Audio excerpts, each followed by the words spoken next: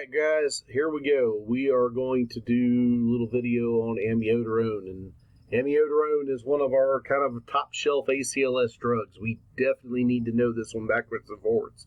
It will do some really great things for us, but it also does some bad things.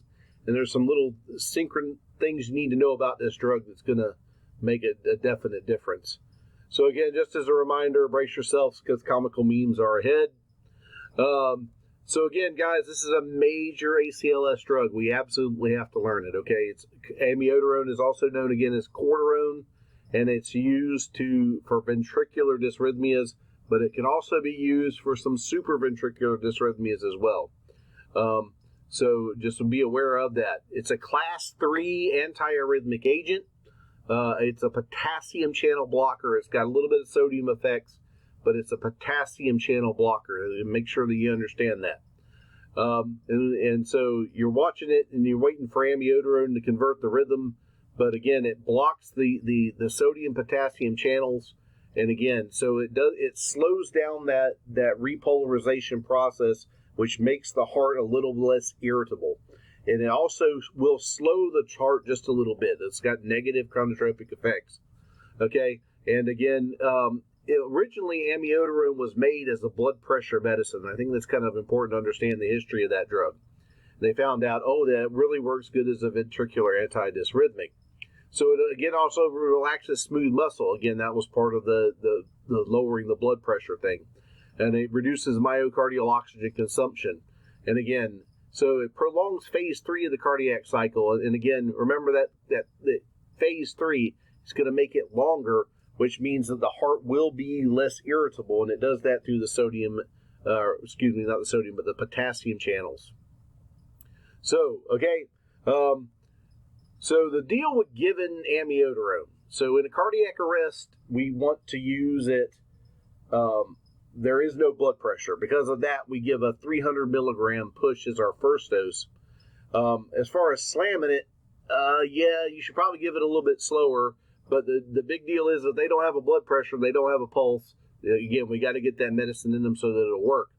Now, if they do have a pulse, that's where things get a little bit dicey. The good news is this reacts minutes within the onset's within minutes of giving it. But the duration of it, again, 40 to 55 days, depending on which book you read. It can stay even longer. Matter of fact, people that are on a prolonged amiodarone regimen usually will have like a grayish type skin because of the buildup of the drug in their system. So we use it for VFib and pulseless VTach. And again, unstable ventricular tachycardia with a pulse refractory to other therapies.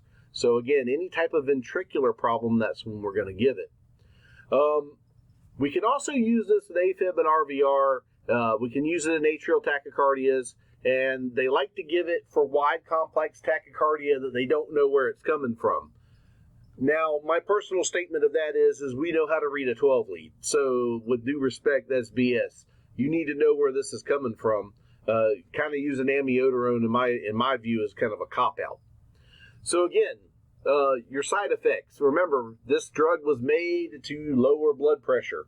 So, therefore, you're going to get all of those nasty side effects. Remember, it's a phase 3. It's going to prolong that QT interval. It's going to prolong the T wave and the reset of the heart. It can cause AV blocks with that. That's one of the bigger side effects of it. If they've got any type of a heart block, we really don't need to be using amiodarone.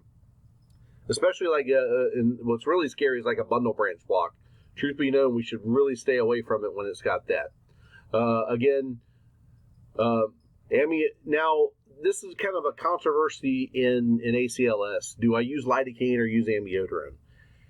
Amiodarone is the safer drug. The problem is getting amiodarone into somebody, it takes a little bit of time. If we got a cardiac arrest, then it gets in pretty quick.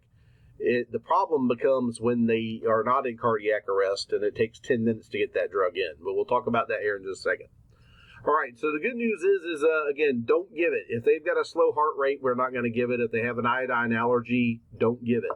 And again, we got to really be careful. If they're in any type of block or cardiogenic shock, stay away from it. If they've got a slow heart rate, giving this drug is truly, truly bad. Now, again, this drug will effects with cumin, digoxin, anything that's going to do it. If they drink grapefruit juice and they're on amiodarone, it's going to increase their effects. Again, and it prolongs the QT interval, which unfortunately can send the patient into torsades if you use too much of it. So you got to really be careful. Especially, it's been reported with co-administration of trazodone or an amiodarone, if they're used together, they will go into, again, that torsades. Again, watch out for your geriatric patients. They're a little bit more sensitive, and we usually don't try to keep this light. If they've got any type of hypoions, I would probably correct that before I tried to give amiodarone if I knew about it.